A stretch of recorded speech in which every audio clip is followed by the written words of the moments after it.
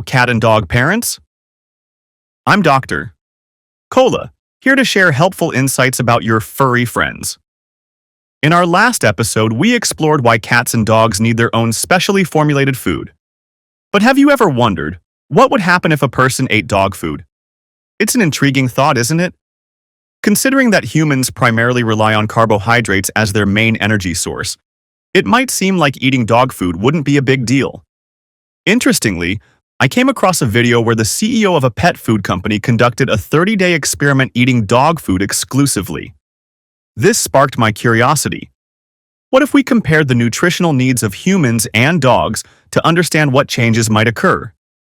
And if someone were to eat cat food instead, how might the results differ? Doesn't that sound like a fascinating topic to dive into? The FDA broadly recommends a daily calorie intake of 2,000 calories for adults. Using this as a reference point, I analyzed one of the recipes the CEO consumed, specifically the ancient grain recipe, to estimate the daily serving size for humans. Let's see what we discovered. This dog food contains 3,610 calories per kilogram. To meet a daily intake of 2,000 calories, the calculation is as follows: 2,000 divided by 3,610 times 1,000 equals 554 grams. In other words, you would need to consume approximately 554 grams of dog food daily. If divided into 3 meals, that's about 184 grams per meal. To accurately assess the potential health impacts, it seemed appropriate to assume all 2,000 daily calories come from dog food. However, if a person were to derive 2,000 calories entirely from dog food, their intake of protein, calcium, and phosphorus would significantly exceed recommended levels, potentially causing several health issues. Let's start with protein. The daily recommended intake for adults is about 50 grams, but consuming dog food would provide a staggering 155 grams, more than 3 times the recommended amount.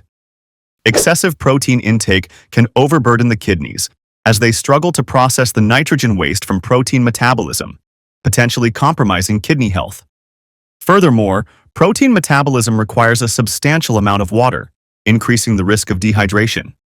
A sudden shift to a high-protein diet might also lead to digestive discomfort, such as bloating or diarrhea, as the body struggles to adjust. Clearly, while dog food may meet caloric needs, it could introduce serious nutritional imbalances for humans. Essential amino acids are nutrients that the body cannot synthesize on its own, requiring them to be obtained from the diet. While arginine, methionine, and methionine cysteine are not essential amino acids for humans, they are critical for cats and dogs. These amino acids can positively impact vascular health, antioxidant activity, and the health of skin and hair. However, excessive consumption can lead to issues such as digestive discomfort, acidification of the body, increased risk of cardiovascular diseases, and additional strain on the kidneys. Calcium presents an even more significant concern. The recommended daily intake for humans is 1,300 milligrams, but consuming dog food would provide a staggering 6,648 milligrams, more than 5 times the recommended amount. Such high calcium levels can lead to serious health issues, including an increased risk of kidney stones due to calcium buildup. Excess calcium can also calcify in blood vessels or soft tissues, leading to conditions such as vascular calcification. Moreover, excessive calcium can interfere with the absorption of other essential minerals like iron and magnesium, resulting in nutritional imbalances. Finally, let's address phosphorus.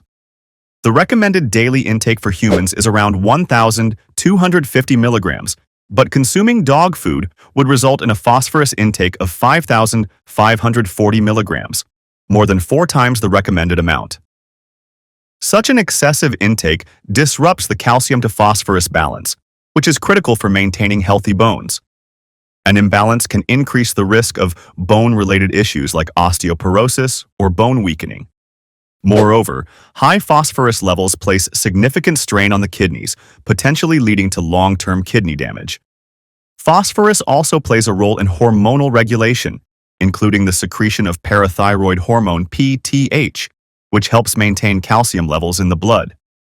Overconsumption of phosphorus could disrupt this delicate hormonal balance, posing risks to overall metabolic health.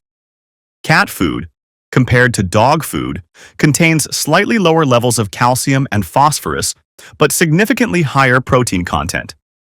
As a result, eating cat food could cause similar health issues as dog food, potentially exacerbating some of them. In terms of protein, cat food delivers approximately 153 grams per day, which is about 306% of the daily recommended intake of 50 grams, even more than the protein content in dog food. This extreme protein intake places a heavier burden on the kidneys, as they must process excess nitrogen waste. This increases the risk of dehydration even more than dog food due to the greater demand for water during protein metabolism. Additionally, excess protein intake may lead to weight gain and fat accumulation, potentially more pronounced than with dog food. Calcium intake from cat food is around 4,980 milligrams, which is approximately 4 times the daily recommended amount of 1,300 milligrams.